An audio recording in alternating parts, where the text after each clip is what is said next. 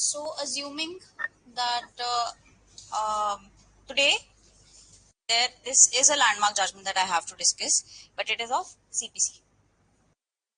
ठीक है, तो ऐसे कौन से हैं जिनको क्लूलेस है, सीपीसी की कभी शक्ल भी नहीं देखी? आप देख ली है? Actually, I have discussed this beforehand, but it was a very new concept for me as well. So this time I've tried to prepare a draft for you guys so that जिस जिस तरीके से हम उसको discuss करते चले जाएंगे उस तरीके से there's a story line that is being framed for you. कहानियां तो सबको याद हो जाती है ना, कहानियां याद करने में तो कोई प्रॉब्लम नहीं है, सेक्शन याद करने में हमें मृत्यु आ जाती है, नहीं वो नहीं करेंगे। और ये थोड़ी सी टेक्निकल है क्योंकि ये दो पार्ट्स में है जजमेंट, 2002 की है और 2005 की है। सो वी गेट कंफ्यूज्ड कौन सी पढ़नी है, there are lots of confusion around this one topic. CPC के सिर्फ 3 अमेंडमेंट्स हैं जो सबसे ज्यादा इंपॉर्टेंट है, 1976, 1999, 2002, दैट्स ऑल। इससे ऊपर कुछ नहीं जाना, करेक्ट? चलो, anybody who is not aware how amendments are done and how do we read them? Achha, sorry to ask, so wrong question. Who knows how to read it? How to read the amending acts? You know? अरे ऐसे नहीं, मतलब मुझे तो ये भी पता है रीड कैसे करना है, इंग्लिश तो आप सबको आती है। अमेंडिंग एक्ट्स पूछा, हाँ, अमेंडमेंट कैसे देखें?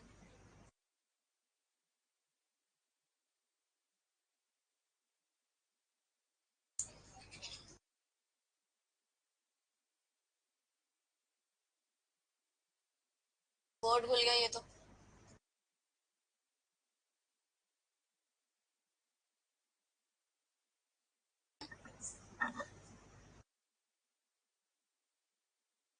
कौन सी डेट की है? 2002। This is an act, okay? Preamble से हमें क्या पता लगता है?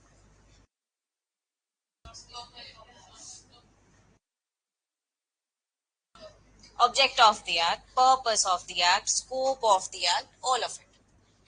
तो यहाँ पे act word लिखा गया।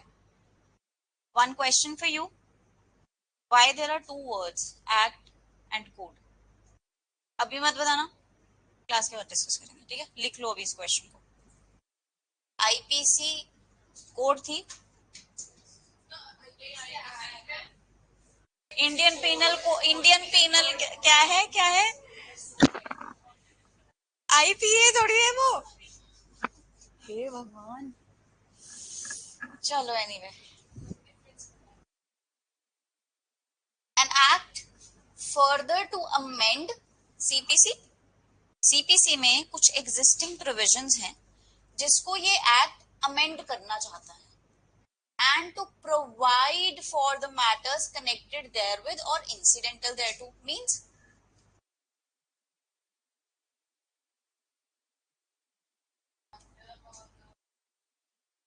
उसके साथ के उसको भी डिस्कस करेगा, राइट? समझ में आ गया एक्ट का purpose?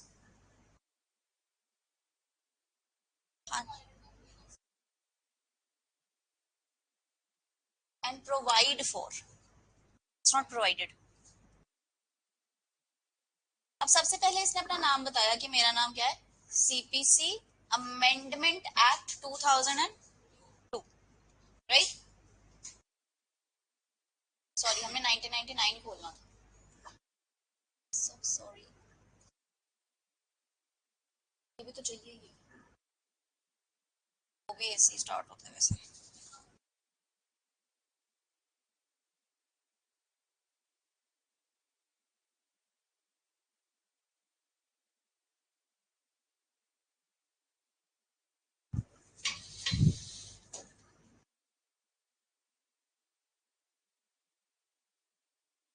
This is again 2002. But it wasn't enforced.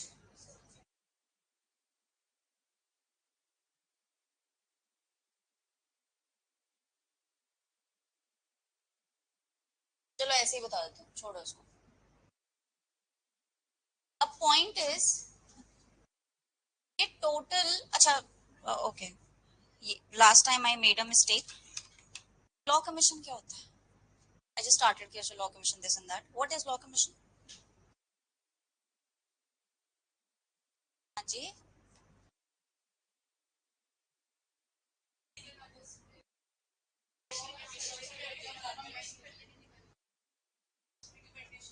Recommendations देते हैं. Very good. Can we ask law commission to give recommendations on something, or can it do it on its own? No. दोनों ही कर सकती है. And what exactly do they refer to? How do they do their researches? Pan India research करनी होती है. Society पे law की application जो हमने बनाया है वो कैसे हो रही है? हाँ जी. कौन सी रिपोर्ट से सर्वेस करते हैं, क्या करते हैं?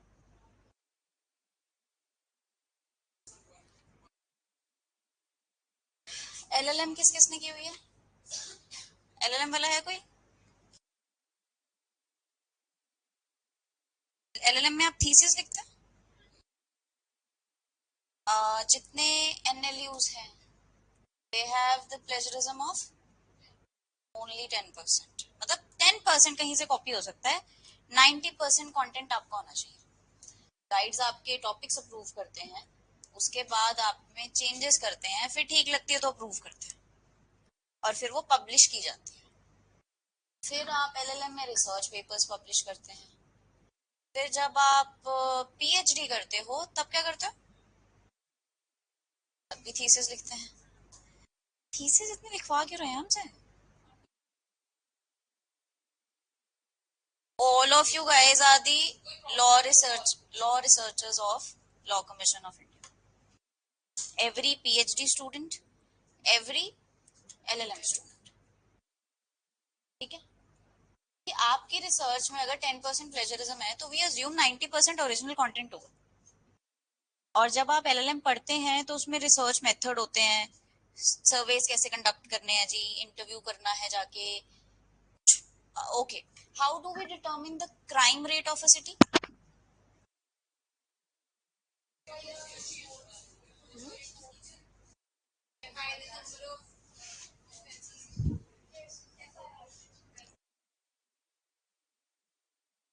दिल्ली में इतनी सारी एफआईआर होती हैं, उसका क्राइम रेट बहुत ज्यादा. सबसे कम क्राइम रेट कहाँ पे है?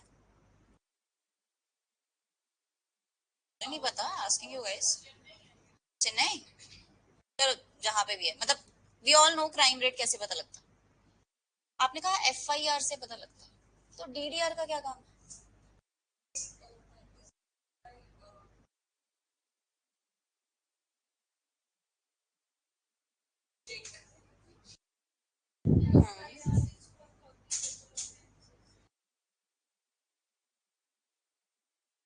So is it safe to say that I do not register any sort of information related to a cognizable offense in DDR? DDR में सब कुछ आता है. कौन आया, किसने रिपोर्ट करी, एफआईआर ये लिखी है, सब्सटेंस उसका ये है, एक्स वाई जी. राइट? तो डीडीआर भी देखी जाती हैं. अब डीडीआर क्यों देखी जाती हैं? For example, there is some offense that has been happening. I should not say offense, but a crime that has been happening, जो कि आईपीसी रिकॉग्नाइज नहीं कर रहा. As we discussed, necrophilia is not. नहीं, नेक्रोफिलिया है कहीं IPC में?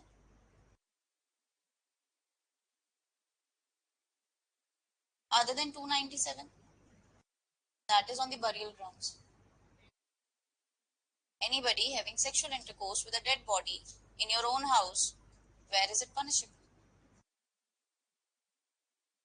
Except the burial grounds, because वो 297 आईपीसी में पहले वाले में था. हाँ जी, मैं सिर्फ पनिशेबल पूछ रही हूँ, सेक्शन कौन सा लगा दोगे तुम वहां पे? चार्ज किसका बनेगा? कोई नहीं बनेगा। पर ऐसा तो हो नहीं सकता कि अगर ये हुआ है और इसकी रिपोर्ट गई है तो डीडीआर में नहीं जाएगी, डीडीआर में भी जाएगी। No, that Nirbhaya thing that happened was a breakthrough, it was like अब इससे ऊपर कुछ हो ही नहीं सकता। डीडीआर में और भी पोर्शंस थे। जब आप which was justice Verma committee, I don't remember the report, उसमें उन्होंने सारी अमेंडमेंट डिस्कस करी है 2013 की, ए टू जी। वो पुलिस स्टेशन वाला कौन सा केस था? कौन? कस्टोडियल रेप का? Tukaram, very good. तुकाराम जी ने बोला कि इन्होंने तो रेजिस्ट ही नहीं किया, तो लॉ कमीशन ने सजेस्ट किया कि इस पे हमें रूल्स बनाने चाहिए। ठीक है, फिर उसके बाद दे सेड के rape is not any more a lustful act. हमने वहां पे ना 375 में सिर्फ ये लिख रखा है जी, sexual intercourse by a man with a woman under this circumstance, but नहीं, अब ये नहीं है, we need to make changes. And then there was this Kathua gang rape, उसका भी जस्टिस वर्मा की कमिटी में मेंशन है। So what technically we do is, जब भी हमने कुछ पढ़ना होता है ना, अगर मैं आपको कह दूं कि ये अमेंडमेंट पढ़ के आइए, you don't know where to refer, what to refer, कौन सी बुक उठाएं, कोई बुक ही नहीं है। तो हमने अपने सोर्सेज रिस्ट्रिक्ट किए हुए हैं बुक्स पे, यूट्यूब पे, और और गूगल्स पे। वो एक सबसे क्या होता है, I what, I pleaders dot com, वो कहाँ से लिख रहे हैं भाई? लीगल सर्विसेज करके पेज है, उस पे हमारी रिसर्च ओरिजिनल कन्वर्ट हो ही नहीं पाती, हम किसी का रिसर्च वर्क पढ़ रहे हैं। Am I right? So what is the original content, what is the original source that we have to refer?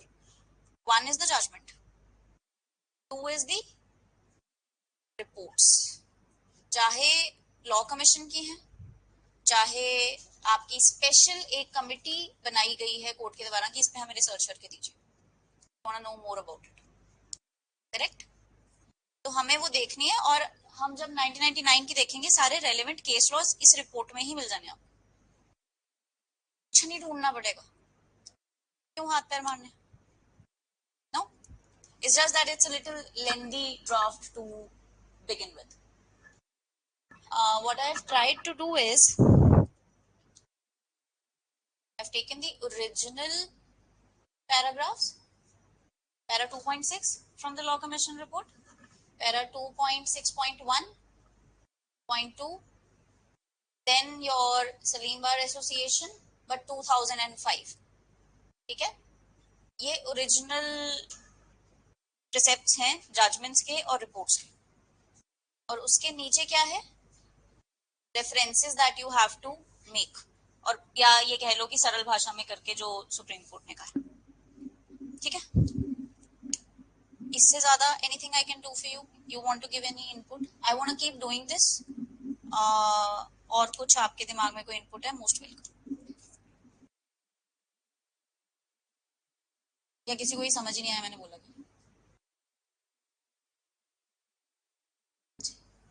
Anyone? I don't want even one student to be clueless in this lecture because it's going to be a little technical for you initially. अगर अभी शुरू में ही समझ नहीं आया, bounce हो जाएगा सारा का सारा। अभी तक ठीक है? चलो जी, anybody who will start reading this? Not Nivedita. Anyone else? Start. यहाँ से। After independence, many reports were published by Law Commission. In 1997, Law Commission submitted 20 reports in relation to the betterment of CPC. On which the 163rd report, 1997, 1999, and 2000. क्या कह रही है? कितनी total report submit करी law commission ने? 20। ये changes, ये changes, ये changes, how do we know that? How do I know that? 163rd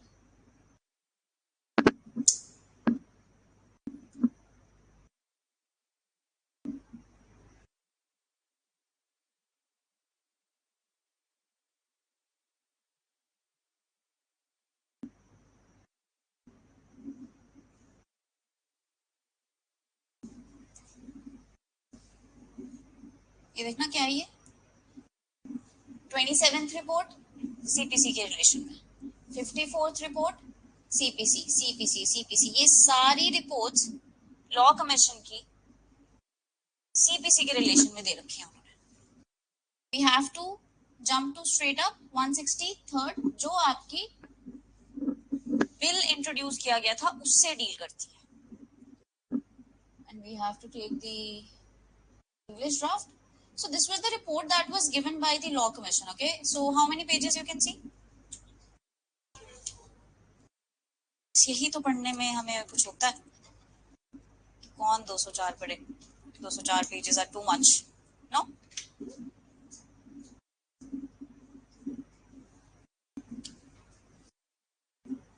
You will get all the relevant information. जिनको भी थोड़ा रिसर्च का करना अच्छा लगता है. चेयरमैन कौन थे उस टाइम? बीपी जीवन रेड्डी. तब law commission of India this okay. तो अब अगर हम यहाँ पे आगे रेफर करते हैं कि चैप्टर 1 किससे डील करता है? Recommendations and conclusions regarding CPC amendment bill 1997. कि हमने क्या रिकमेंडेशंस करी अगर हम ये चेंज करना चाहते थे, क्यों किया, उसके बाद बार एंड बेंच का रिजल्ट क्या आया उसके मतलब उसके रिलेशन में. जब आप कोई चेंज करो, अब जब चेंज हो रहा है ये बीएनएस एंड बीएसए है ना, डेट्स चल रही हैं. आपने कितने ड्राफ्ट देखे होंगे उस पे लाइव लॉ वगैरह पे आते हैं कि जी दिस कोर्ट का जो बार है इट्स नॉट सेटिस्फाइड. उसके नीचे साइंस होते हैं लॉयर्स के कि हम ये सब नहीं चाहते, इसको चेंज करो. No, the only problem I find with the IPC 377 completely has been put down totally. पहले पार्शली था. उन्होंने कहा that keeping in mind the Navtej Singh Johar 2018 we are taking it off. Bestiality कहाँ जाएगी? या जो अननेचुरल हो रहे हैं मैन टू मैन और women to women rather unconsensual, where they will go, right. तो वो सिर्फ मेरा एक पॉइंट यही है कि वो कहाँ जाएगा. But I think it will be amended and somehow inserted, क्योंकि आप कॉन्स्टिट्यूशन को देखिए, जब वो एनफोर्स किया गया था उससे अगले साल ही अमेंड कर दिया गया था. हो जाएगी. Let's see, let's hope for the best. फिर इन्होंने एनेक्स्चर ए में अटैच कर दिया सीपीसी का बिल कि ये वाला हम चेंज करना चाहते हैं. अब आ जाते हैं जी फर्स्ट चैप्टर से. स्कोप क्या है? This is not our point. State up we will jump to 2.6. okay, it's gonna be page 15 for us.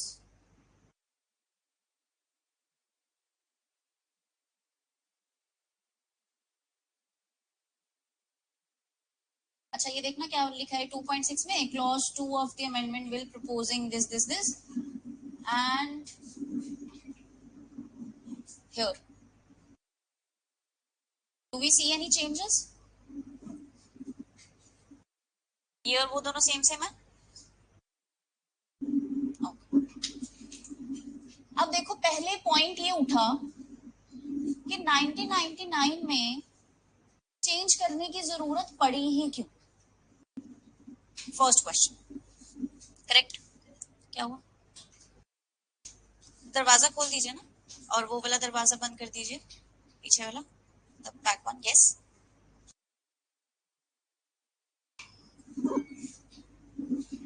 तो क्वेश्चन राइज हुआ कि जब 1999 में कर दिया आपने अमेंडमेंट, 2002 में दोबारा क्यों करनी पड़ी? Again, why in such short span we needed another amendment? हाँ, ना कुछ नहीं सिरंदा, बहुत क्लेश हुआ था इसमें. मतलब बार एंड बेंच दोनों ही पागल हो गए. ये क्या है? सबसे पहले ना, okay, there's one example that has been here. Order 6 Rule 17 आपको अलाउ करता है अपनी प्लीडिंग्स को अमेंड करना। M I right? Law commission कहती है हटा दो, बार बार करके लाते रहते हैं, 2-2 साल अमेंडमेंट ही नहीं खत्म होती है। Let's not do this. Let's basically इस पूरी अमेंडमेंट का ये था कि हम टाइम कम करना चाहते हैं, सिविल सूट्स की डिस्पोजल स्पीडी करना चाहते हैं। अदरवाइज वी ऑल नो 20-20, 25-25 साल लटके रहते हैं civil suits. Am I right? That's what they wanted कि इसको चेंज करो, this is too much for a normal person to go through. 20 years is literally too much. So first what they said that 17 और 18 हटा दो, omit कर दो, we don't want it anymore. और इसके बाद क्या हुआ? Ultimately there was a huge backlash pan India. What you are doing, we are humans, right? Human is to err. अगर हम गलती कर दी तो आप कह रहे हो कि हमें अपनी गलती से बाइंडिंग होना पड़ेगा, एंड हम अपने लिए नहीं लड़ रहे हैं, हम एक थर्ड पार्टी को रिप्रेजेंट कर रहे हैं जो ग्रेवेंस लेके हमारे पास आई है।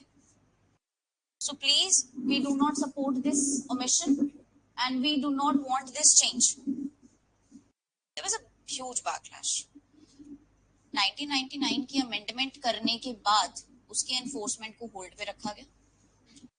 2002 ने ऑलरेडी ब्रॉड चेंजेस 1999 की अमेंडमेंट से जो आ चुके थे उनको फिर से चेंज किया, सारे वो लेके रिव्यूज वगैरह, और उन्होंने कहा कि ठीक है अब 2002 की अमेंडमेंट कर दी है, अब एनफोर्स कर दो। Am I clear? वाई? हाँ जी, नहीं हुआ था। हमने एनैक्टमेंट और एनफोर्समेंट पढ़ा है ना, एनैक्ट हो गया था, एनफोर्स नहीं हुआ था। ठीक है, अब हमने रेफर क्या करना है यहाँ पे कि ओरिजिनल प्रोविजन पहले थी क्या। अमेंडमेंट पढ़ रहे हैं तो चेंजेस ही पढ़ेंगे, अमेंडमेंट का कुछ और मतलब होता है ना, चेंजेस ही पढ़ने हैं कि ओरिजिनली ये था, चेंज ये आया है, और उसको चेंज किया कैसे गया, means what was the intent that why we needed the change, and then the interpretation of Supreme Court जो कि Salem Bar Association versus Union of India 2002 and 2005 दोनों में दी गई थी। Correct? Format is correct for the lecture? किसी को कोई डाउट अभी तक? फोर्थ में कि जो चेंजेस किए हैं इसको ना, जैसे 1999 की आ गई, उसके बाद 2002 की भी आ गई, अब ये तब भी खुश नहीं थे, तो इन्होंने इसकी कॉन्स्टिट्यूशनल वैलिडिटी चैलेंज कर दी सुप्रीम कोर्ट में, सलीम बार एसोसिएशन में। एंड नाउ जो हाँ जी हाँ जी हाँ जी, क्योंकि 1999 तो एनफोर्स ही नहीं हुआ था, एनफोर्समेंट में तो 2002 आया, करेक्ट? और जो 2002 के कुछ चेंजेस है वो 1999 में कर दिए गए थे। Make sense? तो अगर हम देखें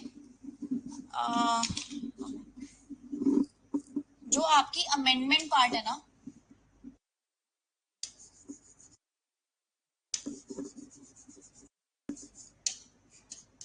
वो आती है 1999 में, 2002 में, ओके? ये थी नॉट एनफोर्स्ड। अब इसकी वैलिडिटी और इसकी वैलिडिटी चैलेंज की गई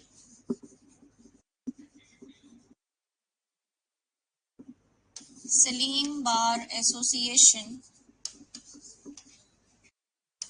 और एक ये ऐसी जजमेंट है जो आप अपने थ्रू आउट सीपीसी पढ़ोगे, versus Union of India.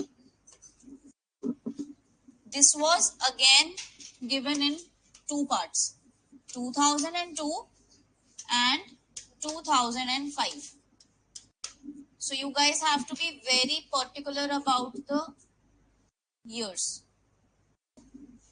right? हाँ जी, समझ आ रही है? कुछ भी समझ नहीं आए, एक वर्ड मेरे मुंह से निकल जाए जो आपके ऊपर से बाउंसर गया है, please don't hesitate and please ask. अच्छा, एक्चुअली प्रॉब्लम ये होता है कि I am not able to figure out through your faces all the time, है ना। मुझे हर बार नहीं समझ में आ पाएगा कि आपकी शक्ल क्लूलेस लग रही है। जब आता है तो मैं पूछ लेती हूँ, जब मुझे नहीं आता है तो it's your duty to let me know, otherwise I will keep proceeding the way I am proceeding and you will not be able to catch up. बना दिया सबने? कहाँ पे? 5।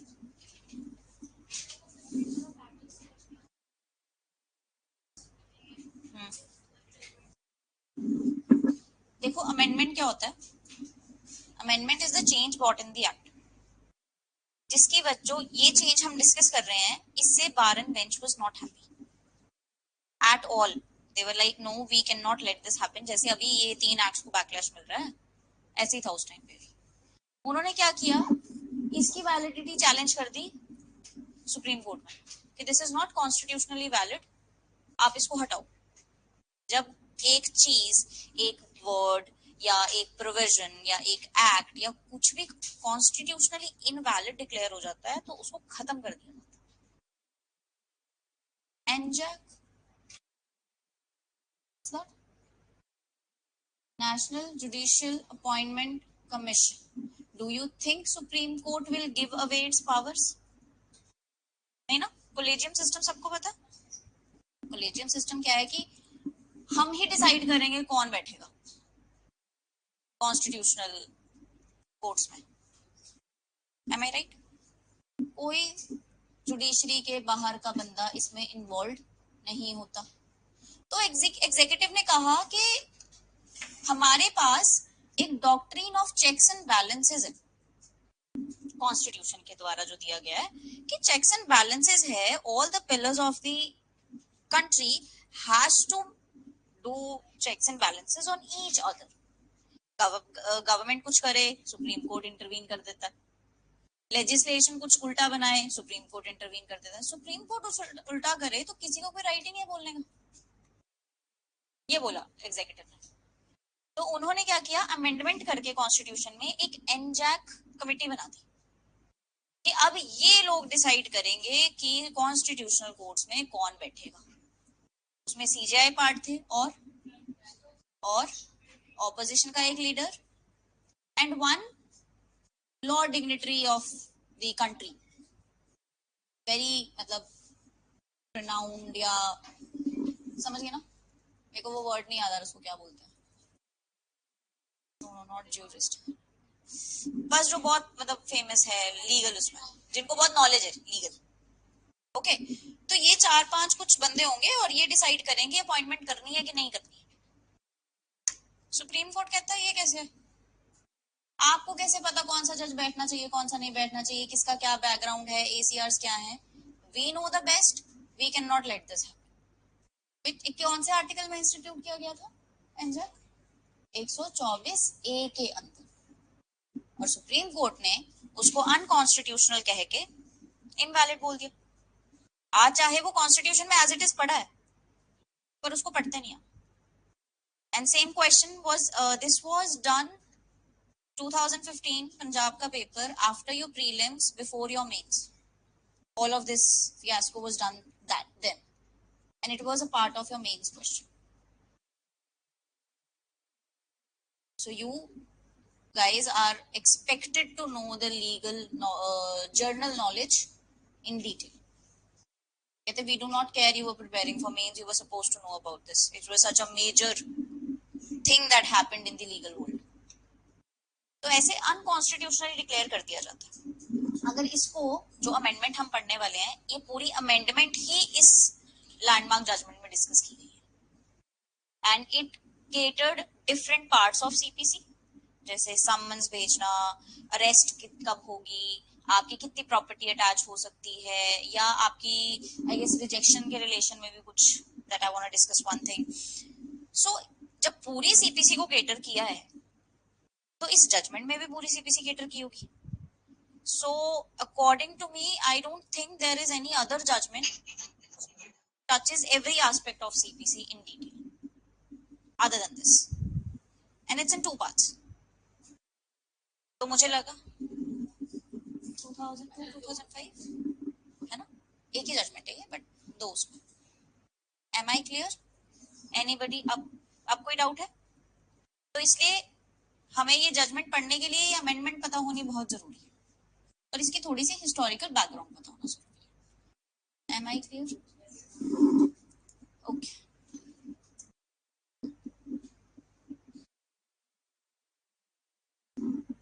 अब सबसे पहला चेंज इन्होंने क्या किया, सेक्शन 26 के अंदर, 26 क्या है?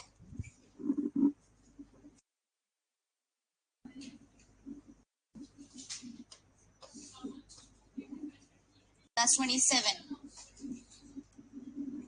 Institution of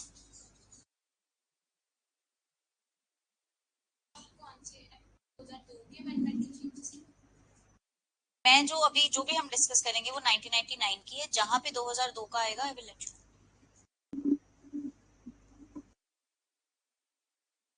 is it clear?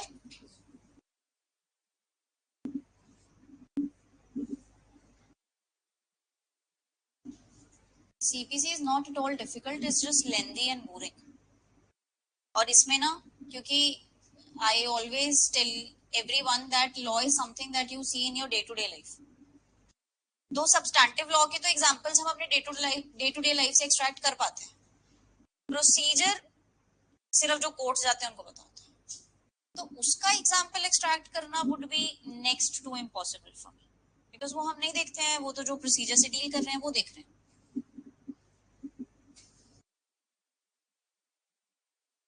yes. CPC में कहां तक पहुंच गए आप लोग? नहीं नहीं, मैंने पूछा कहां तक पहुंच गए, हो गया?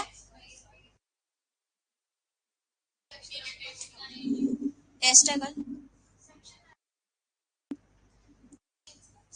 मेंस का ही।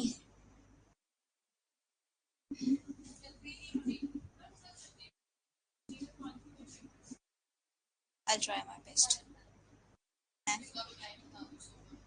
हाँ हाँ, लिखवाना है, देखो सुबह आ जाओ। जाना मत, मैं एक बार मैम से डिस्कस करके फिर बता दूंगी। चलो वापस बैक टू द टॉपिक। हाँ जी, आपका जो मेरे साथ सोगा लगाते हैं स्टूडेंट्स, उनका सोगा एनसीपीसी का। चलो, ब्रैकेट्स वगैरह दिख रहे हैं अपने को सबको? हमने इसमें से ओरिजिनल एक्सट्रैक्ट करना है। आपने यहाँ पे 1 देखा ना, क्या लिखा है ये? 1 डाला हुआ है।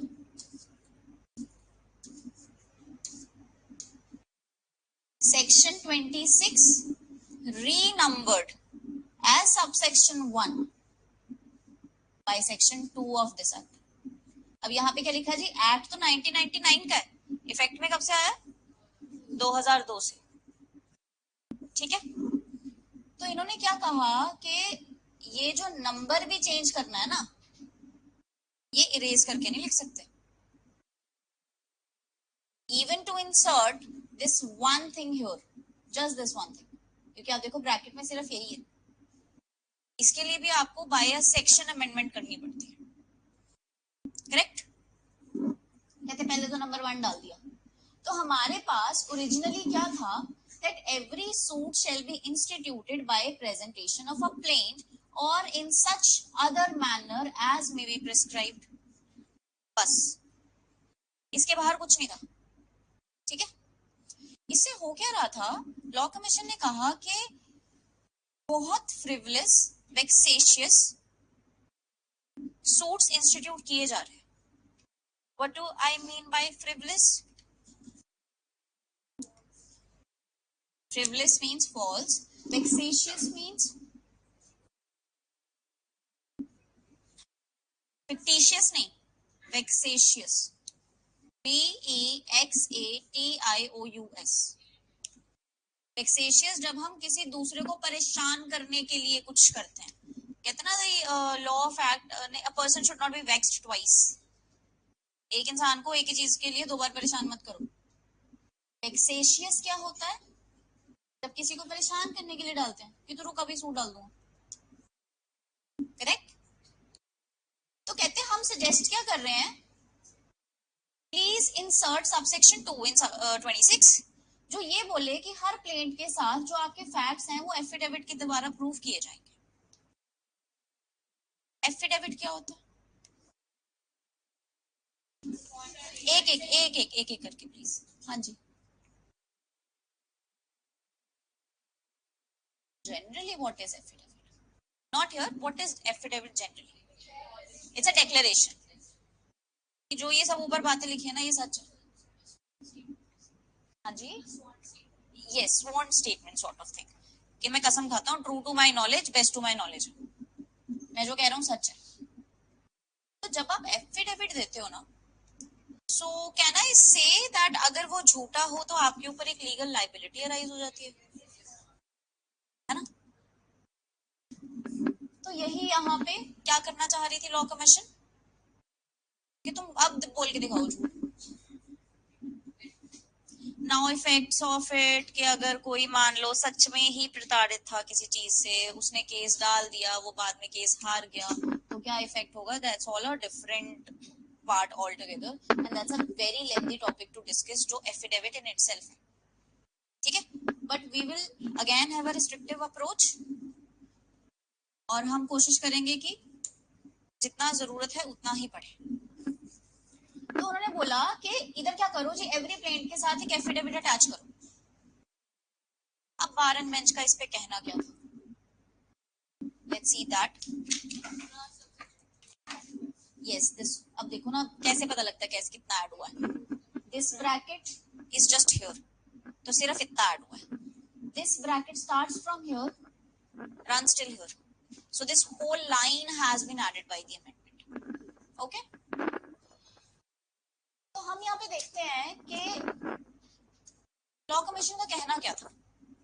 They said clause 2 of the amendment bill proposing to insert subsection 2, amendment bill का दूसरा सेक्शन क्या कह रहा है? प्रपोज कर रहा है कि सेक्शन 26 में सब सेक्शन 2 इंसर्ट किया जाए। जो हमने साथ में बिल अटैच किया है ना, प्लीज उसका क्लॉज 2 रेफर कीजिए। आप अगर बीएनएस, बीएसए और बीएनएनएस, नहीं, बीएनएसएस, राइट, मेरे को पूरा नाम लेने की आदत है, उसको रेफर करते हैं ना, बिल्स रेफर करते हो तो उसमें क्लॉजेस लिखे हुआ है, उसमें सेक्शंस नहीं लिखा हुआ। Bills always and always they contain clauses, आप चाहे गूगल करके देख लो। तो उन्होंने क्या कहा, हम जो बिल साथ में अटैच किया हुआ है प्लीज उसका क्लॉज 2 रेफर करो। हम उसमें ये प्रपोज कर रहे हैं कि 26 में सबसेक्शन 2 को इंसर्ट किया जाए, making it obligatory upon the plaintiff to file an affidavit in support of the facts stated in the plaint. Am I clear? कि ये हम सजेस्ट कर रहे हैं। Let's for right now let's skip this one. अब कहते हैं इससे हुआ क्या? The response of members of bench as well as bar has been uniformly against the above proposal. हमने नॉर्मल इंग्लिश में बोलना हो क्या बोलेंगे? Everyone was against the proposal, यही बोलेंगे ना। यहाँ पे इन्होंने बस क्या लिख दिया? Uniformly against. Is this not helping in adding a lot to your vocabulary? Will this not help you out in writing your answers from a layman to a lawman? Right? जितना पढ़ेंगे आदत कैसे नहीं बढ़ेगी? किसी बिहारी से बात करके देखिए एक दिन, अगले दिन आप बोलेंगे सेम लैंग्वेज में। ऐसा तो होता है, पता नहीं। गुरदासपुर और अमृतसर साइड से है कोई? अमृतसर, वहाँ क्या बोलते हैं? डांडिया प्यासी है क्या तेरे को? उनके ना उसमें एक वो होता है, स्लैंग नहीं होता उनका, एक बोलने का एक तरीका होता है। मैं ना उत्थे जा रही सी कि फिर उन्हें मेरे नाल एवें करता, मैनू चंगा जा नहीं लग्या सी। की करन दिया पिया है? हाँ, मैंने अभी बहुत लंबे टाइम से किसी अमृतसरी से बात नहीं की है, पर उनके उसमें ना एक वो झुकाव सा आता है बोलने में। When I was living in Amritsar for 3 years, I talk like that. Second third fourth में ही अमृतसर में थी। मानसा से है कोई? मानसा से किसी को जानता है कोई? है ना, वो ना जाने को भाग्या बोलते हैं, और वो आप नहीं बोलते, वो तू ही बोलते हैं, वो सबको तू बोलते हैं। देयर इज नो आप थिंक।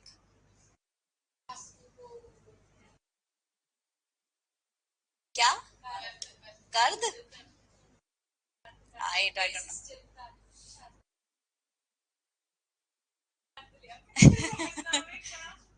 मतलब area change, language change, slang change, बोलने का तरीका चेंज। जब आप वहां जाके रहते हैं तो वैसे ही बोलने लग जाते हैं। Every friend of yours has been to London, will start talking in British accent even after 15 days, नहीं?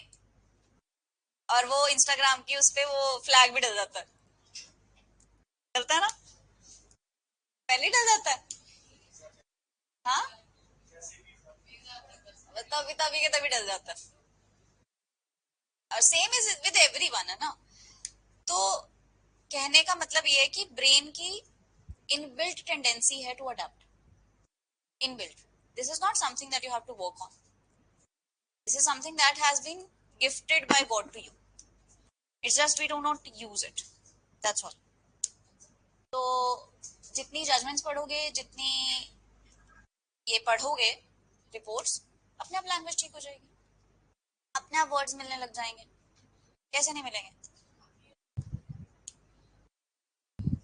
मतलब everyone was against. The general view expressed by them that such a provision would only add to delays in disposal of suit. उनका क्या कहना था कि ये जो आप कर रहे हो ना प्लेंट एफिडेविट वाला सिस्टम, इससे सिर्फ डिले होने वाला और कुछ नहीं होने वाला। अब ये प्लेंट लाओ, ये करो, वो करो, कर रहे थे हम आराम से plaint institute. It was submitted that there are enough provision in the existing law to deal with false and malicious averments. What do we mean by averments?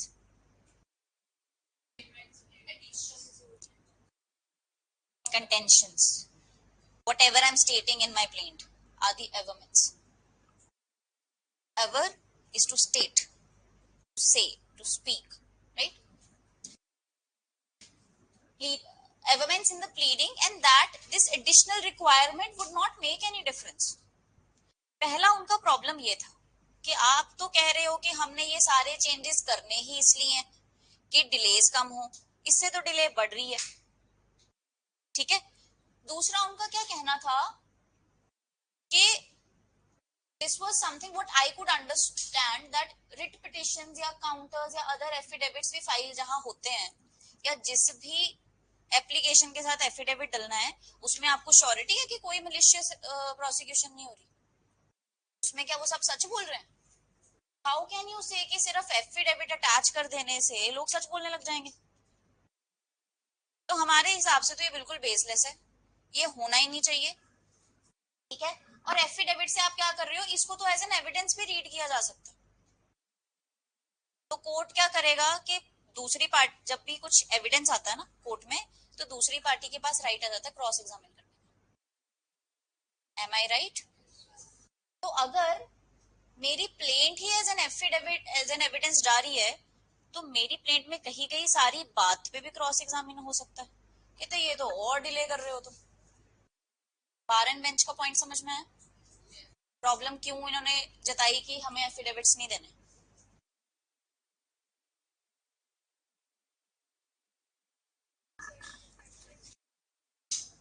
यहाँ आपके सामने लिखा है,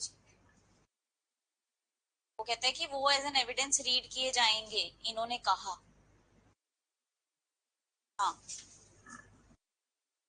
should I read it for you? In such an event, party could even call the other party to cross-examine him with respect to the facts stated in his pleadings. ये effect हो रहा है जी इसका एफिडेविट में साथ देने में। But law commission कहता we don't care. Law commission is, however, of the opinion that proposed amendment is salutary and may, at least to some extent, check the tendency to make false averments in pleadings. What do I mean by this one word, salutary? Please take the help of Google. All of us have phones. हाँ जी मनवीर जी, क्या लग रहा है, क्या होगा? मतलब comprehension में आ गया, क्या करेंगे?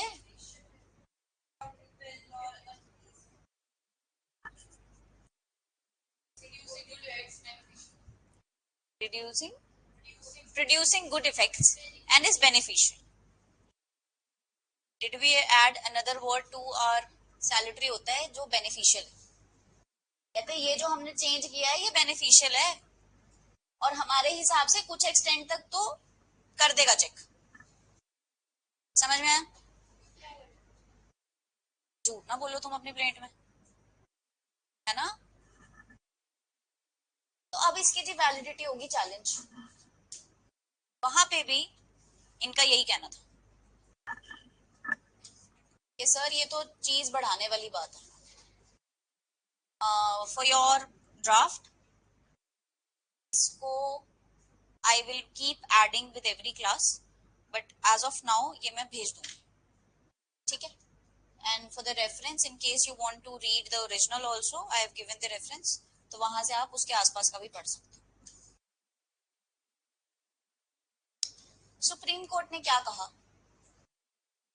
सलीम बार एसोसिएशन में ये पूरी अमेंडमेंट चैलेंज होगी, सारी की सारी बेकार है, सारी की सारी अनकॉन्स्टिट्यूशनल है, इसको प्लीज खत्म किया जाए।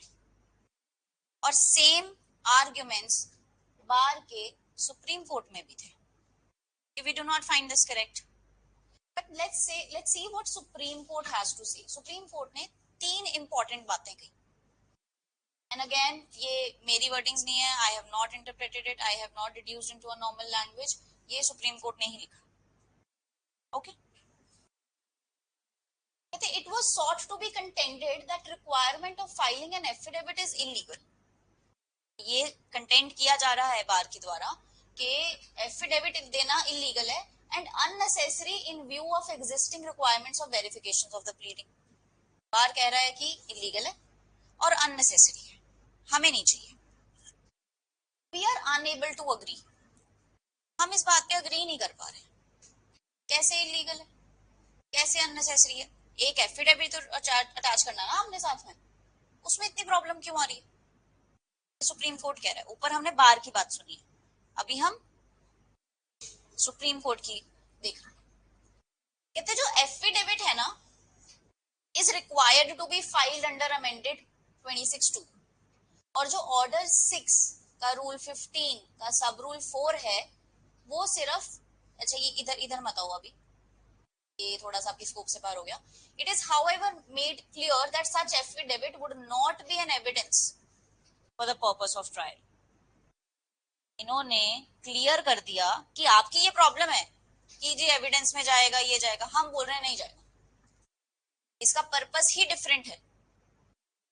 पर्पस सिर्फ इतना है कि जो आप बंदा बात बोल रहा है प्लेट में वो झूठ ना बोले। लैंडमार्क हो गया, प्लेंट के एफिडेविट्स का स्कोप फाइनलाइज कर दिया सुप्रीम कोर्ट ने। लैंडमार्क जजमेंट तब बनती है जब वो कुछ नया लॉ इंटरप्रेट कर रही है, री इंस्टेट कुछ नहीं कर रही, पहले कही गई बात दोबारा नहीं कह रही है, कुछ नई बात कह रही है, ठीक है? और तीसरी बात जो सबसे इंपॉर्टेंट कही कि प्लेंट के साथ नहीं, जो सब्सिक्वेंट प्लीडिंग्स होगी उसके साथ भी एफिडेविट जाएगा। सब्सिक्वेंट प्लीडिंग्स, अगर आप कुछ और भी एडिशनली बोलना चाहते हो कोर्ट में आके अलोंग विद योर प्लेंट और वो आप सब्सिक्वेंट प्लीडिंग्स के साथ देते हैं, उसमें भी एफिडेविट आएगा। ये नहीं कि पहले दे दिया बहुत है, जितनी प्लीडिंग्स उतने affidavits. Am I clear? So originally क्या था 26 में, प्लेंट से जाओगे आप या any other manner prescribed, change क्या किया कि आप एफिडेविट अटैच करेंगे। बार ने क्या कहा? अनरीजनेबल है, डिलेस कॉज हो रहे हैं, इलीगल है। और कोर्ट ने क्या कहा? They said we beg to differ here, we can't agree, we one कि ठीक है ये देना ही है, दूसरा इसको एज एन एविडेंस रीड भी नहीं किया जाएगा, चलो आपकी ये भी हमने ठीक कर दी। तीसरा, जितनी प्लीडिंग्स आएंगी सबके साथ एफिडेविट लेके आओगे। एक पॉइंट कंप्लीट हो गया हमारा। इस फॉर्मेट में किसी को कोई डाउट है तो पूछ लो, अगला समझ नहीं आएगा। पक्का? तो ये तो एक चेंज हमने डिस्कस किया, सारे चेंज इतने लंबे डिस्कस नहीं करना कि कमीशन में रिपोर्ट में भी हर एक चेंज डिस्कस नहीं किया गया, सिर्फ मेजर मेजर चेंजेस जिसके ऊपर बैकलैश आए थे वो डिस्कस हुआ है। ठीक है,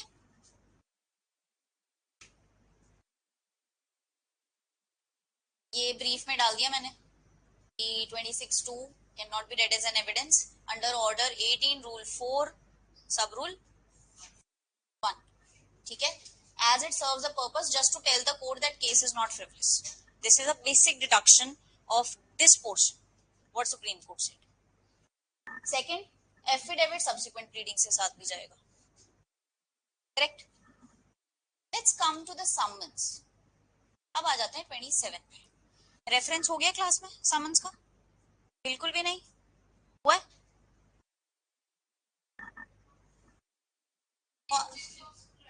उसमें ही हुआ है थोड़ा सा। अच्छा, समन्स का पर्पस क्या होता है वैसे?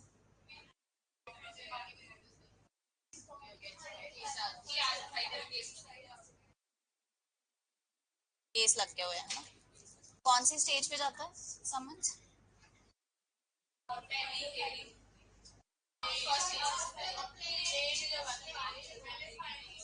कोई कोर्ट में गया है? हाथ खड़े करें प्लीज। आप भी गए हैं, तनीषा जी भी गए हैं, Tamanna, Veer, Chamanveer can answer, I have full faith in you. आसान पूछूंगी, आप मुश्किल भी दे देते जवाब। जब हम प्लेन डालते हैं साथ में एफिडेविट होता है, किसको जाके देते हैं? जमा खरीदते हैं रजिस्ट्रार के पास। जज को थोड़ी पकड़ाते हैं जाके, रजिस्ट्रार को देते हैं ना।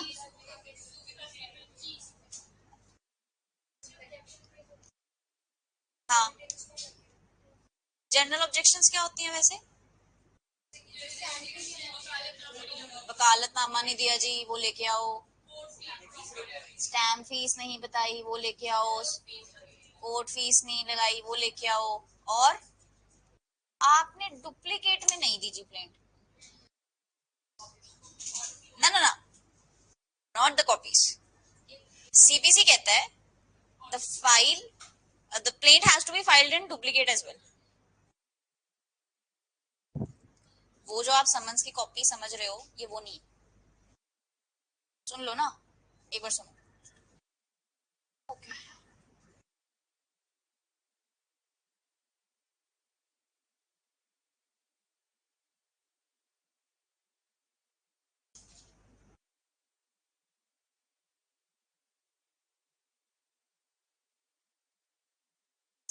बहुत आगे आ गए। तो ऑर्डर 4 में जाना है अपने को।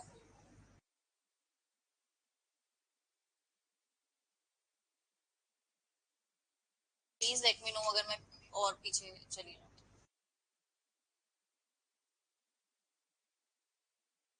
क्या आ गया? 5। This is yes. Every suit shall be instituted by presenting plaint in duplicate to the court. एक ओरिजिनल आएगी, एक डुप्लीकेट आएगी।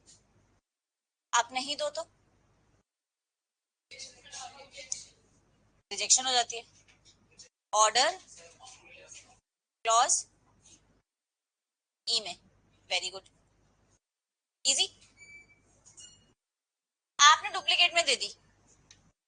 डुप्लीकेट में देने के बाद आप में उसमें देखा जाएगा कितने डिफेंडेंट्स हैं एंड ऑल दैट। फिर ऑर्डर 7 रूल 9 में कोर्ट आपको डायरेक्ट करता है कि 5 डिफेंडेंट्स हैं, हमें 5 कॉपी ऑफ प्लेंट सबमिट कीजिए विद इन 7 days।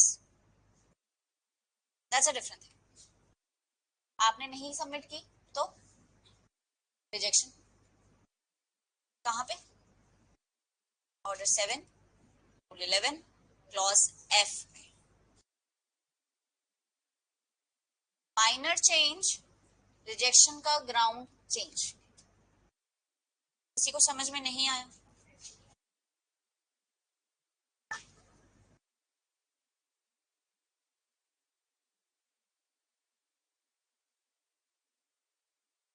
आपका ऑर्डर 4 रूल 1 क्या कह रहा है? प्लेंट इन डुप्लीकेट जाएगी, राइट? आपने दे दी या आपने नहीं दी? दे दी तो आगे प्रोसीजर कंटिन्यू होगा, नहीं दी तो rejection under order 7 rule 11 clause E. Clear till here? अब आपने डुप्लीकेट में दे दी, सब कुछ ठीक है, अब समन्स चले जाएंगे। सॉरी, आपने दे दी, जज के पास पहुंच गई, जज ने ऑर्डर 7 रूल 9 में क्या बोला कि जितनी नंबर ऑफ डिफेंडेंट्स हैं उतनी कॉपी सबमिट कीजिए 7 दिन के अंदर। देख लेते हैं मैं सही भी बोल रही हूँ क्या ऐसे ही आपको कुछ भी बताई जा रही है?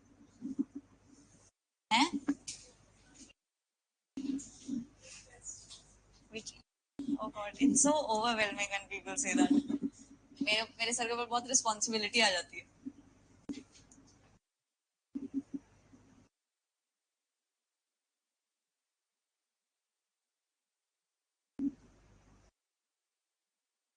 सेवन आई गया, क्या हो गया भाई? क्या? Manveer has the capacity to make everyone laugh, है ना? हाँ, पर फिर वो सबके साथ शेयर नहीं करता अपने जोक्स, अपने आप में हंस लेता है। चलो, क्या बोला यहाँ पे? Where court orders the summons to be served on defendant in the manner provided in Order 5 Rule 9, it will direct the plaintiff to present as many copies of a plaint on a plain paper as there are defendants within 7 days. If I may say, Order 9 Rule 5 का title as it is उठा के pre के question में डाल दिया और बोला कि कहाँ पे, ऑब्वियसली नहीं बताया ना ऑर्डर 9 रूल 5 में है, 4 ऑप्शन डाल दिए नीचे। अगर मैं वो सारी इंटरलिंकिंग करने बैठ जाऊंगी तो हमारा सारा लेक्चर उसमें निकल जाएगा। बाई चांस मैंने पेपर से लिटरली सुबह पहले ऑर्डर 9 पढ़ा हुआ, मैं कही तो वही है, और मैंने बिना कुछ सोचे समझे मार्क कर दिया। जो लोग इंटरप्रिटेशन करने बैठ गए वो कुछ इधर उधर मार्क करके आए। आते हैं उसमें, यहाँ पे समझ में आ गया? ये आपसे पीरियड्स भी पूछ लेते हैं। First 10 orders are supposed to be pasted in your brain like anything.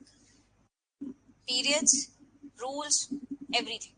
CPC में से आएंगे नियरली अराउंड, अगर एंटिसिपेट नहीं भी किए तो 10 क्वेश्चंस तो बनते हैं और वो डालते हैं 10 क्वेश्चंस। 10 क्वेश्चन माने 40 नंबर, 40,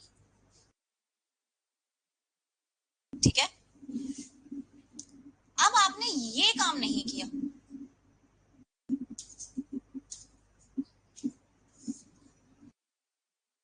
अब आपकी रिजेक्शन किस में होगी? Where the plaintiff fails to comply with the provisions of order for Rule 9. आपने डुप्लीकेट में नहीं दी, रिजेक्शन कहाँ है? ऑर्डर 7 रूल 11 क्लॉज ई। आपने डुप्लीकेट में दे दी, उसके बाद जज ने कहा इतनी नंबर ऑफ कॉपीज लेके आओ, 8 डिफेंडेंट्स है, 8 को जानी है, हम पैसे क्यों भरें? अब ऑर्डर 7 रूल 11 क्लॉज एफ। अब समझ में आया सबको? Anybody who is confused? I don't mind repeating it again, पक्का? चलो, तो ये कुछ ना फॉर्मेलिटीज हैं पूरी करने वाली जब आप प्लेन डालते हो। डिफेंडेंट का एड्रेस देना, सम्मन जो सर्व होने हैं उसकी प्रोसेस फीस देना, और कौन सी फॉर्मेलिटीज पूरी करनी पड़ती हैं प्लेंट के साथ? हाँ जी, ये सब लगाना है ना। अब देखो इन्होंने चेंज क्या सजेस्ट किया, इन्होंने कहा कि ना सेक्शन 27 में सम्मन्स जाते हैं, ओरिजिनली सिर्फ इतना था, where suit has been duly instituted, someone may be issued to defendant to appear and answer the claim and may be served in the manner prescribed. Time है कुछ नहीं, अब नॉट बियॉन्ड 30 days यहाँ पे add कर दिया prescribed के बाद। Shall we have a look into it?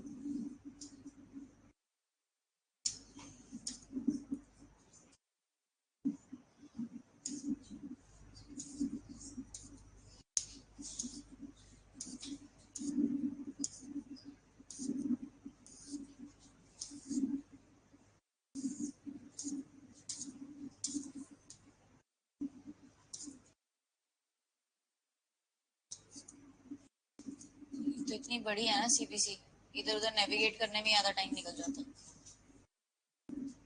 27 पे जाना ना हमने, ये देखो यहाँ तक तो ओरिजिनली था ना, यहाँ से अब ब्रैकेट शुरू हो गया।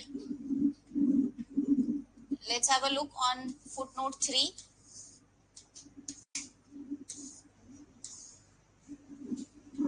Institute, two words you will read, institute and substitute. Substitute माने यहाँ पे कुछ और था उसको हटा दिया, अब कुछ और हम इंसर्ट कर रहे हैं। इंस्टीट्यूट माने कुछ भी नहीं था, I am adding something more. Am I clear? जब आप क्वेश्चन का आंसर लिखोगे, ठीक है, I will give you this draft and tomorrow this might be a question in your mains for your weekly test. From my part, I don't think I'm not leaving anything. This is the easiest I could do it for you by compiling everything in one draft. हम याद तो कर सकते हैं, समझ सकते हैं, language का प्रॉब्लम भी नहीं आएगा। तो मुझे आंसर्स में ये नहीं चाहिए कि मैम हमें नहीं पता था कैसे लिखना है।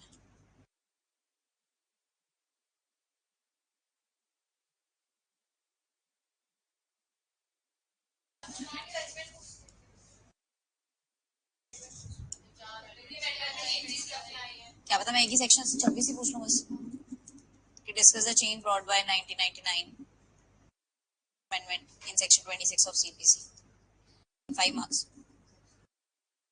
ठीक है। I might, it's one example that I'm giving.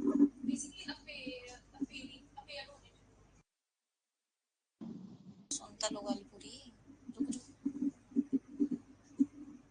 हाँ इसने क्या कहा है, institute by section 3 with effect 2002, ऊपर वाले इसमें 99 सेम इंस्टीट्यूट कर रहे हैं, ब्रैकेट के बीच वाली चीजें, और वो क्या चीजें हैं,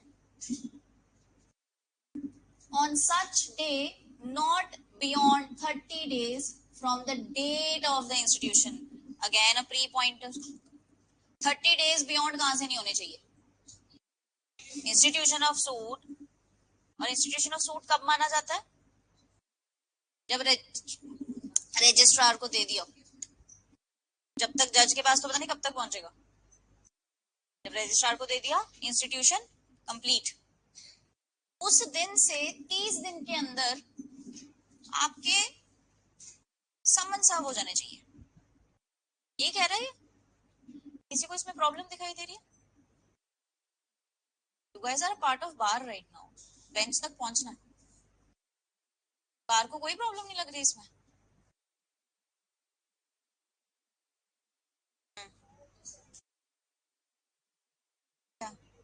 हाँ हाँ, जब वो सेटिस्फाई हो गए हैं कि भैया आपका सूट फुल्ली इंस्टीट्यूटेड है।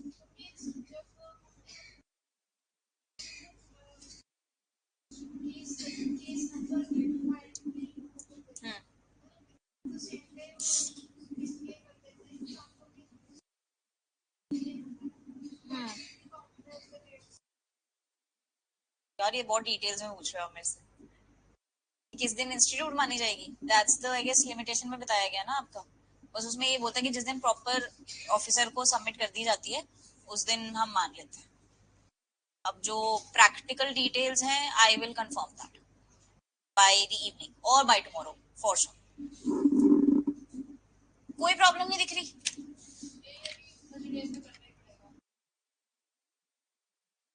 क्या हो गया, क्या देख रहे हैं आप लोग? मुझे भी दिखाओ।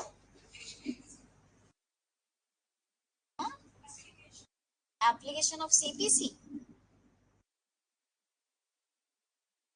अच्छा अच्छा अच्छा अच्छा अच्छा।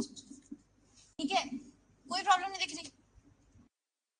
बार बार को बहुत प्रॉब्लम दिखाई पड़ी, बहुत ज्यादा। कहते ये तो आपने प्लेंटिफ की प्रॉब्लम्स बढ़ा दी।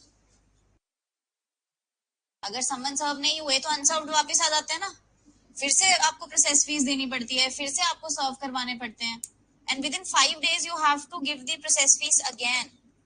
ऑर्डर 9 रूल 5 बोलता है वो कि अनसर्व्ड आ जाए, और अगर प्लेंटिफ के बिहाफ, प्लेंटिफ के फॉल्ट पे प्लेंटिफ ने दोबारा प्रोसेस फीस नहीं भरी, suit dismiss. It's a ground for dismissal of the suit if you do not give the process fees if the summons come unserved. Again कहते हैं आप तो ये तो प्लेंटिफ को परेशान कर रहे हो, नहीं? और 30 days में सर्व तो हो ही नहीं सकता सम्मन, क्या बात कर रहे हो आप? जायज दिख रही है प्रॉब्लम? 30 days में कैसे सर्व कर देंगे? बंदा मिला नहीं, बंदा हमें पता नहीं है कहाँ रहता है, जहां गए वहां पे कोई नहीं मिला, फिर कहते हैं जी कॉन्स्पिक्यूअस प्लेस पे चिपका के आओ, ये करो, सब ड्रामा। 30 दिन में हो जाएगा तो परेशान कौन होगा? Again, this change that was intended to be brought by law commission and the legislation, it received a lot of backlash, and again challenged in the Supreme Court. But Supreme Court had to say something about it, which was very beautiful rather. The Supreme Court ना ये उसका वो होता है, teacher होता है कि क्या प्रॉब्लम है, हम करते हैं सॉल्व, बताओ क्या दिक्कत आ रही है। उन्होंने कहा ये दिक्कत आ रही है सर, पॉसिबल ही नहीं है, ये सॉल्व कर दें। पर सुप्रीम कोर्ट का क्या कहना था?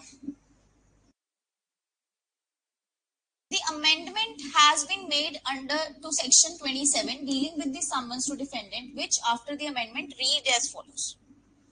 एक चेंज लाया गया है सेक्शन 27 में, जो आफ्टर द अमेंडमेंट कुछ ऐसा रीड किया जाता है, ठीक है? It was submitted by Mr. Vaidyanathan that words on such day not beyond 30 days from the date of institution seem to indicate that someone must be served within 30 days from of the date of the institution of suit. Vaidyanathan जी ने क्या कहा कि उनके हिसाब से क्या लग रहा है कि सर्व ही होने चाहिए summons with in 30 days। In our opinion हम इसको कैसे इंटरप्रेट कर रहे हैं? सुप्रीम कोर्ट एक इंटरप्रेटिंग बॉडी है, लॉ बनाती नहीं है, इंटरप्रेट करती है, और वो इंटरप्रिटेशन बाइंडिंग होती है। आज आपने रेशो डेसिडेंडाई पढ़ा है, ये क्या है? That's the reasoning they have given.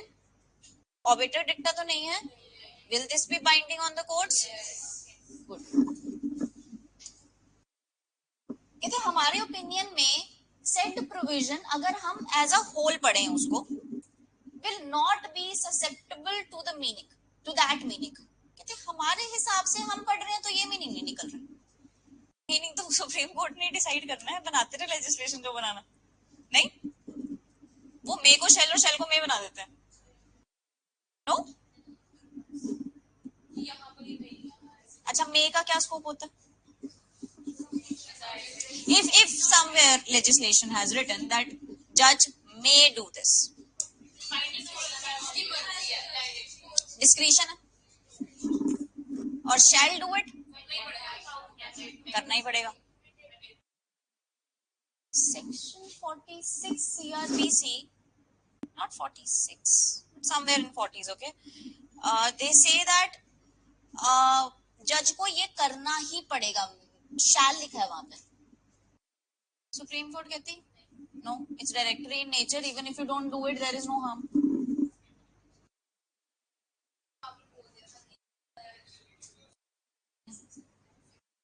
46 somewhere, 46 47 something. हाँ नीचे क्लॉज 3 है.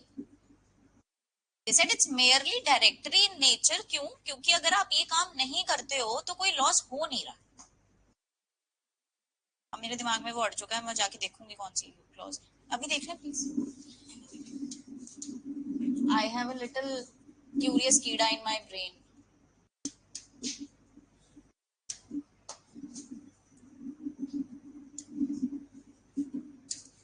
इसमें तो ज्यादा नीचे तक नहीं जाना. हाँ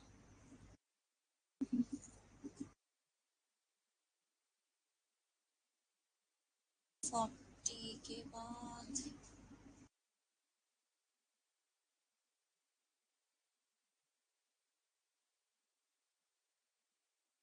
हाँ जी सीआरपीसी में ही है, सीआरपीसी में ही कह रही हूँ.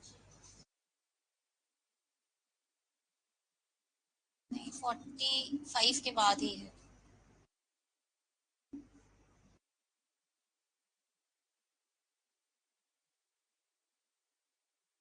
I'll find it out. वहां पे ना शैल वर्ड लिखा हुआ है. हम उसको, मैंने अपने बैरेक्ट में बिल्कुल टॉप सॉरी बॉटम लेफ्ट में लिखा हुआ है, उसको मार्क करके to be read as may. Why? Because it's merely directory in nature and case law का नाम लिखा हुआ है. तो मुझे वो थोड़ा फंसा हुआ दिमाग में, मैं जाके अपना बैरेक्ट ही देखूंगी कहाँ है. ठीक है 100%.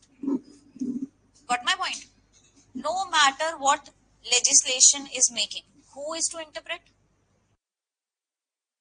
Supreme court. सुप्रीम कोर्ट को हिंदी में क्या कहते हैं? सर्वोच्च न्यायालय. सर्व उच्च न्यायालय. गुड. अब इन्होंने एग्जाम्पल भी दे दिया यहाँ पे एक. कहते हम इसको ऐसे रीड नहीं कर पा रहे हैं जैसे आप रीड कर रहे. ये तो वो बात होगी ना भाई, कुछ बना दिया नया तो प्रॉब्लम निकालनी. हमें तो कोई प्रॉब्लम नहीं दिख रही इसमें. The words added by amendment, it appears, fix outer time frame by providing that steps must be taken within 30 days from the date for the institution of suit to issue summons. कहते 30 दिन में summons नहीं सर्व करने, जो steps लेने होते हैं ना सम्मन्स सर्व करने के, डिफेंडेंट का एड्रेस देना, उतनी नंबर ऑफ कॉपीज देना, ये सब देना, ये पूरा करना है. ये फॉर्मेलिटीज पूरी करनी है, सम्मन्स कभी भी सर्व हो जाए. Got the point? For example, on 1st January 2000, then the correct address of defendant, process fees must be filed in the court within 30 days, so that summons must be issued by the court not beyond 30 days. समझ में आया? Only the formalities to file the summons has to be fulfilled within 30 days time frame. कहते चलो एक और आपकी problem solve कर दी हमने. Anybody who has a doubt till now?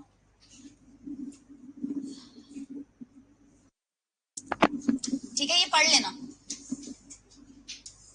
अब इसमें क्या है, रेफरेंस डालिए कि कौन सी फॉर्मेलिटीज.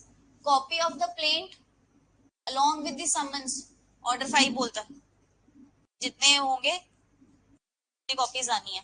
डायरेक्शन कहाँ मिलती है? ऑर्डर 7 रूल 9 के अंदर. कहते ऑर्डर 7 रूल 9 में कोर्ट डायरेक्ट करता है प्लेंटिफ को कि जितने डिफेंडेंट्स उतनी कॉपी लाओ, नहीं मिला तो रिजेक्शन कितनी है? ऑर्डर 7 रूल 11 क्लॉज एफ में. बट अगर आपने डुप्लीकेट में नहीं दी तो रिजेक्शन. बाय चांस तुम गलत करा है ना ये प्री में, कर लेना, मैं क्या कर सकती हूँ. there cannot be any coercion by my side, right? It's your future, you have to decide क्या करना. सुप्रीम कोर्ट ने कहा जैसे आप पढ़ रहे हो, जैसे आप मतलब निकाल रहे हो वैसा नहीं है कि सम्मन्स ही सर्व होने हैं 30 दिन में. हम कह रहे हैं सिर्फ स्टेप्स जो पूरे करने के लिए जरूरी है, कोर्ट को जो जो चीजें चाहिए सम्मन्स भेजने के लिए वो दे दो बस. बाद में सम्मन्स कोर्ट भेजेगा 30 दिन के अंदर, समझे शरण जी? पक्की गल आ किमें किमें किमें ਜਿਹੜਾ ਫਾਰਮੈਟ ਹੁੰਦਾ ਨਾ ਸਮਨਸ ਭੇਜਣ ਦਾ, ਜਿਵੇਂ ਆਪਾਂ ਕਾਪੀ ਦੇਣੀ ਹੈ, ਆਪਾਂ ਨਾਲ ਜਿਹੜੀ ਸਟੈਂਪ ਲਾਣੀ ਹੈ, ਜੋ ਵੀ ਲਾਣੀ ਹੈ, ਪੈਸੇ ਦੇਣੇ ਆ, ਉਹ 30 ਦਿਨ ਚ ਕਰਨਾ। ਸਮਨ ਕੋਰਟ ਨੇ ਭੇਜਣਾ 30 ਦਿਨ ਚ ਅੰਦਰ ਅੰਦਰ। ਸਮਨਸ डिफेंडेंट ਕੋਲ 30 ਦਿਨ ਚ ਪਹੁੰਚੇ ਨਾ ਪਹੁੰਚੇ, ਵੀ ਡੋंट केयर, ਕੋਰਟ 30 ਦਿਨ ਦੇ ਅੰਦਰ ਅੰਦਰ ਸਰਵ ਕਰ ਦੇ, ਭੇਜ ਦੇ, ਇਹ ਹੈ ਦਾ मतलब। ओके हाँ जी, क्या हो गया? Why are you smiling like that? It's making me making very conscious. हाँ जी, जना ऐसा लगता है मैंने कुछ गलत पढ़ा दिया और आपको पता है सही वाला। I know we have taken classes together. चलो अब आ जाते 58। वो ये तो सबसे सिंपल है, कुछ है ही नहीं प्रॉब्लम। 58 किसकी बात? आप प्लीज बीच में ना there is this little voice that is there, hush hush voice. बस ये खत्म होने वाला है, फिर करते रहना बाहर जाके उच्ची उच्ची, कोई प्रॉब्लम नहीं है। मैं और श्रद्धा मैम भी सुन लेंगे वहां तक सुनेगा ना अंदर। और I don't mind to be very honest, but मेरे लिए डिस्ट्रैक्टिंग है, मैं भूल जाती हूँ मुझे क्या पढ़ाना है। क्या बोला? बता दो प्लीज।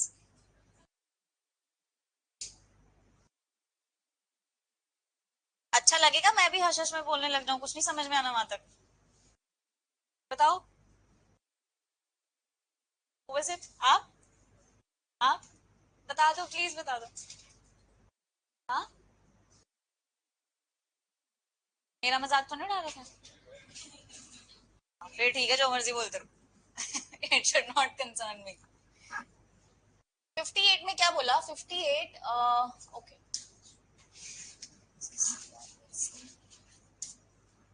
अरेस्ट हो जाती है सीपीसी में,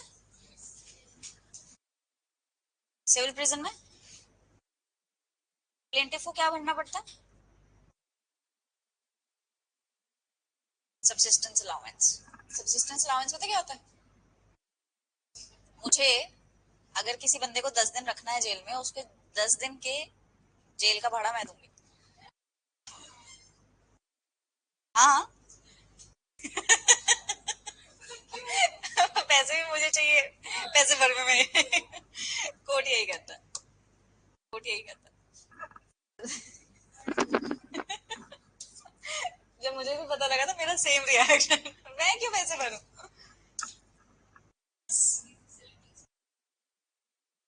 हाँ तो वहां पे रिग्रेस नहीं होती ना, उनको काम थोड़ी करवाना उससे। आप जब सीपीसी में किसी को जेल भेजते हो, उसका पर्पस क्या है? क्या पर्पस है? सबक नहीं सिखाना, उसको ये करना कि भाई ठीक है मत दे पैसे, जेल में रह लेते हैं। मनी डिक्रीज में होते हैं ना, पैसे देने होते हैं, पैसे देने होते हैं। आरसीआर में जेल में डाल सकते हैं क्या? आरसीआर नहीं फॉलो कर रहा बंदा। हाँ, order 21, rule 32 and 33 that talks about the execution of injunctions and RCR. एक बंदे के खिलाफ आरसीआर की डिग्री है कि आके जाके आपको अपनी वाइफ के साथ रहना है, वो कहता मैंने जो करना है कर लो, मैं नहीं रहूंगा। Can we put that person for execution behind the jail? बाय ऐसे नहीं हो रहे फंडामेंटल राइट वायलेट।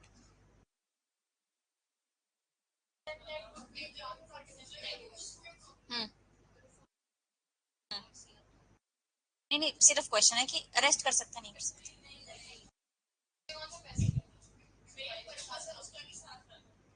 पर्पस ही डिफीट हो गया। Again a question for pre on the failure of fulfilling the decree of RCR as per order 21 rule 32, what of the following steps can be taken in order to enforce it or to execute it?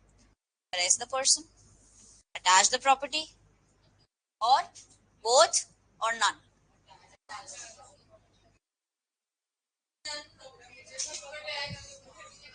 हैं? None वाले कौन से हैं? None of the above. Both वाले कि दोनों हो सकता है? ये ऑर्डर 20 पढ़ रहे हो आप? क्या पढ़ रहे हो? अच्छा, हाँ जी, क्या हो सकता है? Only the attachment of, logic से आ गया ना आंसर। पढ़ा तो है नहीं हमने ऑर्डर 21 रूल 32। रूल 33 कहता है कि बस जो आरसीआर वाले हैं उसके लिए रूल 33 वाले अप्लाई होंगे। सिंपल, ऐसे ही हुआ बनाया हुआ सीपीसी को, कुछ भी नहीं है। ये प्री का क्वेश्चन पूछा मैंने आपसे पंजाब का, लास्ट टू लास्ट ईयर। यहाँ पे इन्होंने क्या लिखा है? Every person detained in civil prison in execution of a decree shall be so detained. जहां पे डिक्री, अच्छा पहले क्या था ओरिजिनली, देखते हैं। अगर तो डिक्री की amount, I would just want 15 more minutes of you, बस। यस, खत्म होने वाला है ना, एक ही रह गया, ये लास्ट है।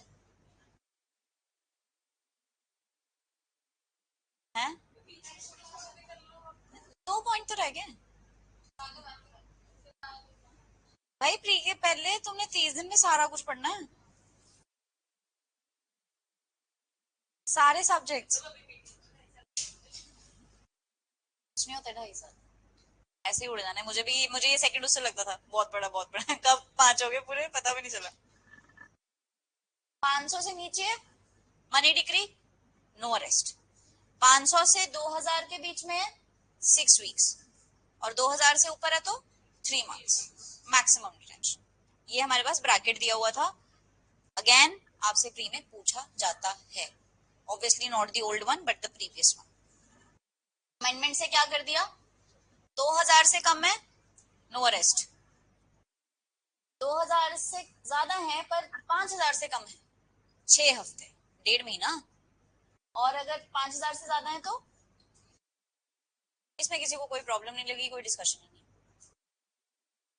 And the last and the concluding portion for today's class, please bear with me for another 15 minutes, right? इसमें भी नहीं है, इसमें भी सिर्फ चेंज डिस्कस करना है, इसमें भी सिर्फ चेंज डिस्कस करना है। Okay, I have to do maths man, shit. जब हमने किसकी वैल्यू ढूंढनी होती है मैथ्स में? 0 होती है। हाँ 0 ही होती है, यू राइट। कुछ नहीं। अच्छा,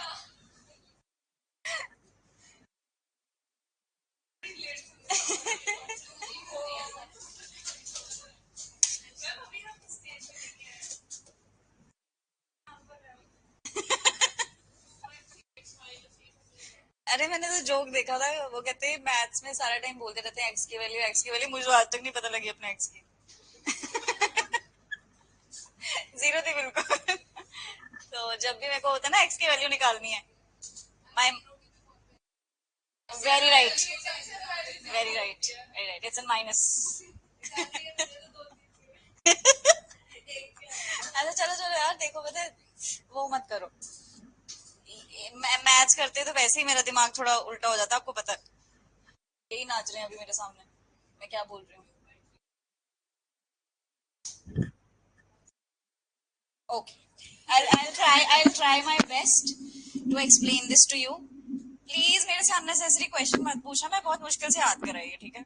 बाकी सब मुझे आते हैं, ये मुझसे याद नहीं होता। लॉ कहता था कि जब अदर देन मेंटेनेंस डिक्रीज किसी की सैलरी अटैच करनी है, क्या करनी है? सैलरी में से ये सैलरी, ओके, ये सैलरी है, उसमें से आप पहले 400 रुपए बाहर निकाल लोगे, उसको पॉकेट मनी दे दोगे 400 रुपीज। बची हुई वैल्यू का 2/3 अटैच नहीं कर सकते, 2/3 अटैच नहीं कर सकते। Section 60 of CPC talks about the properties that can be attached.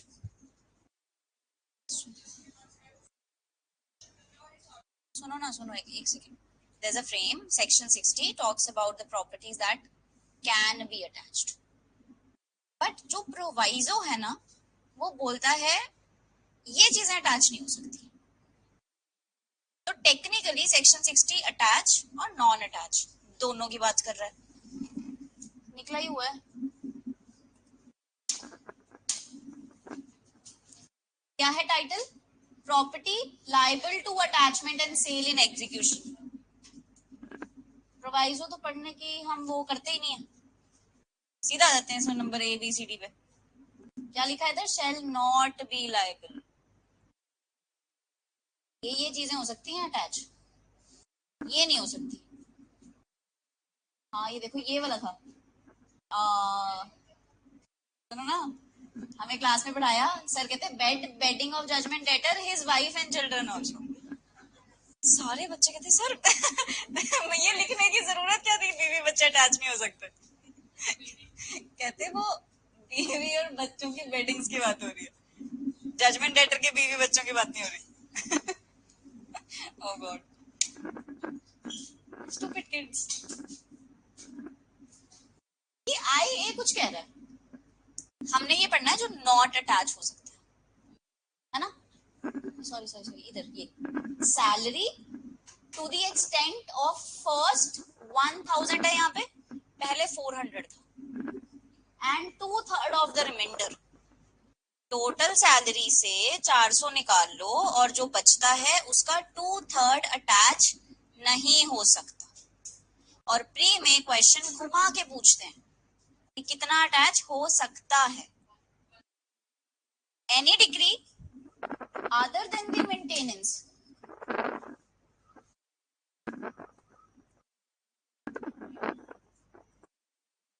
cannot attach, can attach कितना होगा? 1/3। so x minus 400 उसका 1/3 वो अटैच हो सकता है। ओके, और ये पोजीशन मेंटेनेंस डिग्री में रिवर्स हो जाती है।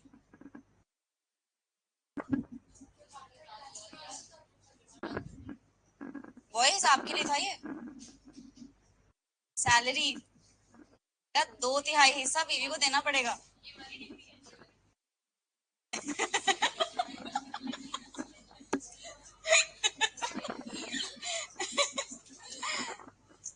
Good, very good.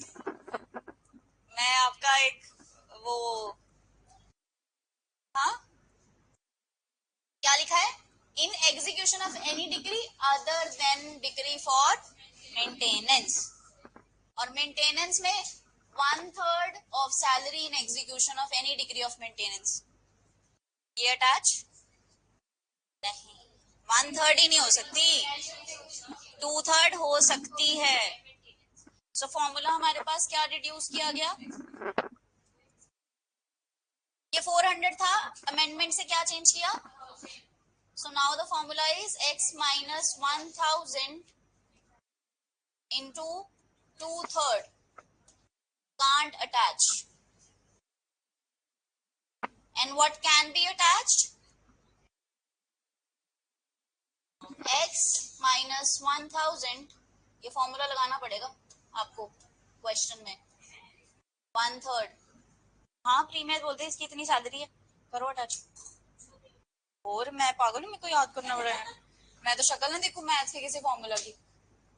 Can attach, and this is reverse when it comes to the maintenance degree.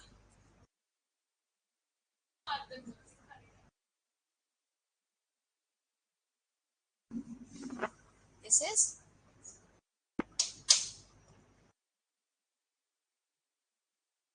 ये उल्टा हो जाता। Any doubt? इसीलिए लड़कियां कुछ प्रताड़ित करती हैं अपने पतियों को, सारी सैलरी ले लेती हैं।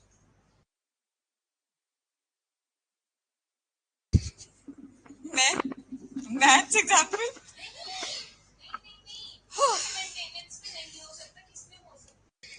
अच्छा अच्छा अच्छा, हाँ हाँ यार, किसी भी मनी डिग्री में या किसी भी डिग्री में आपने किसी के पैसे नहीं मोड़े, आपने देने वापस, कोर्ट ने कहा देने पड़ेंगे। सैलरी आपकी 50,000 है, 50,000 में से 1,000 माइनस किया, 49,000, 49,000 का 2/3 खुद से कर लेना, ये मत कराऊं वैसे।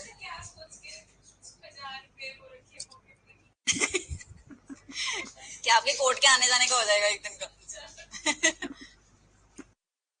ठीक है, ठीक है, एनी डाउट? चल हाथ गए। हाँ हाँ जी, थोड़ी देर बाद।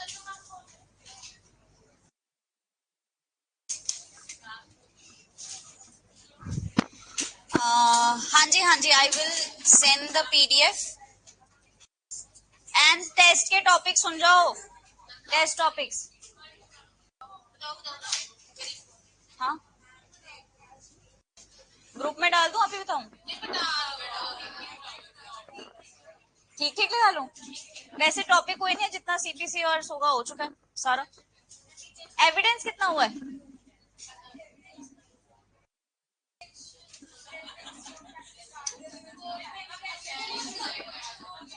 So should we stick to SOGA and CPC? Okay, let's do SOGA and CPC and to everyone, ये वाली जजमेंट का एक आधा डाल दूंगी मैं। कितने पेज हैं ये भेज देता। How many pages are there? Literally 4 pages. Matter of 15 minutes. हाँ क्या नहीं करना, रीड ही तो करना है। आईफोन को बोलना रीड इट फॉर मी, ठीक है? तो इसका I am just saying I might because this is a part of CPC. बस जितना हो गया यार, सोगा जितना हो गया, सेक्शन 11 10 तक, सोगा 10 तक, और सीपीसी जितना हो गया कवर 9 तक, and suits of civil nature and jurisdiction and degree. Types हैं, चलो ठीक है दो। अच्छा ठीक है, ठीक है, एक काम करना, एचपीएससी को लिख देना मेल, हमें यही आता नहीं है, इसमें डालना मत। अच्छा ठीक है, ओके ओके, फाइन फाइन, बस जितना हो गया अभी तक सारा। And online students, if there is any doubt in today's class, please drop me a message on WhatsApp. मैं पीडीएफ भी भेज दूंगी है।